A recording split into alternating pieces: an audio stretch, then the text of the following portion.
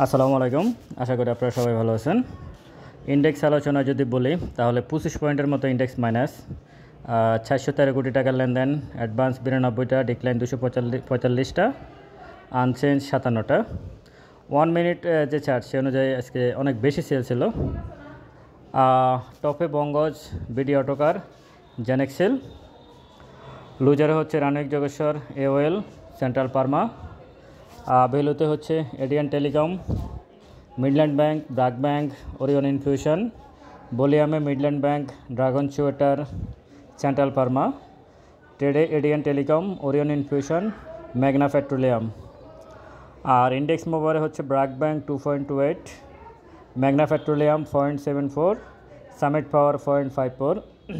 Index negative করে রাখছে Islami bank 2.20, Walton 2.08, আর স্কয়ার ফার্মা 1.39, রেনেটা 1.29।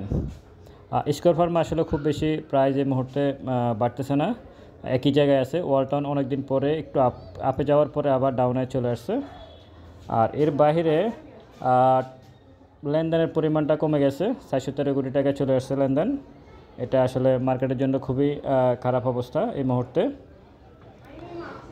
আসলে আমি গতকালকেই বলছিলাম যে যদি 5240 উপর যদি ইন্ডেক্স আসলে না যায় তাহলে সে ঘুরে ফিরে নিচেই চলে আসবে। তো আজকে সেটা আবারও ঘটলো, মানে মার্কেট তার নর্মাল যে বৃত্ত তা থেকে আসলে বেরোতে পারতেছে না কোনোভাবে।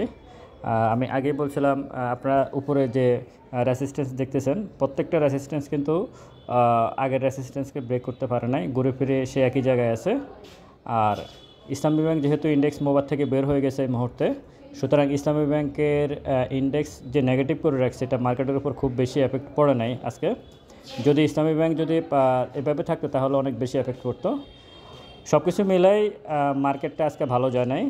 আজকের ইন্ডেক্স টোটালি ভালো যায় না আমি বলবো। 25 পয়েন্ট মাইনাসের বিষয় না, বিষয়টা হচ্ছে মানে মার্কেট তার যে আপ ট্রেন্ড কন্টিনিউ করার যে পসিবিলিটি সেটা আর একটু থমকে গেল, এটাই আমি বলবো এই মুহূর্তে মার্কেটের জন্য। এটা গতকালকে এরকম অনেক বড় একটা উইক, একটা ক্যান্ডেলের উপরে অনেক বড় উইক থাকার পরে গতকালকে যে সবুজ ক্যান্ডেলটা দেখতেছেন আপনারা, স্বাভাবিকভাবে নিচে আসার কথা এবং সেটাই হয়ে গেছে দিন শেষে। যদি এটাকে ব্রেক করে উপরে চলে যেত তাহলে কিন্তু আমি কালকে বলছিলাম যে আজকের দিন এবং আগামীকাল এই দুদিন মার্কেটের জন্য খুবই ইম্পর্টেন্ট।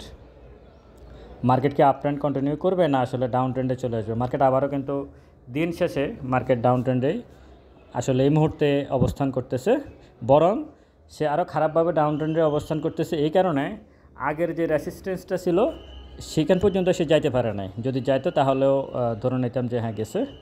আর লেনদেন কমে গেছে হঠাৎ করে, এই লেনদেনটা কমে যাওয়াটা মার্কেটের জন্য খুবই খারাপ। এত দ্রুত লেনদেন কমে যায়, মানে আবার এত দ্রুত মার্কেটের আসলে কোনো গতি এই মুহূর্তে বোঝা মুশকিল। আর সবচেয়ে বড় কথা হচ্ছে এই কারণে আপনাদেরকে বারবার বলি যে আপনারা কোনো শেয়ারে স্টকে এন্ট্রি নিতে গেলে অনেকবার চিন্তা করে এন্ট্রি নিতে হবে, কারণ একদিন বাড়ে তো দুদিন কমে যায়। আপনাকে আগেই পজিশন নিয়ে রাখতে হবে। মানে একটা স্টক, ট্রেডিং স্টকগুলো উপরে উঠতেছে 3%, 4% বেড়ে গেছে, তারপর আপনি এন্ট্রি নিলে আসলে লস হওয়ার সম্ভাবনা বেশি থাকবে।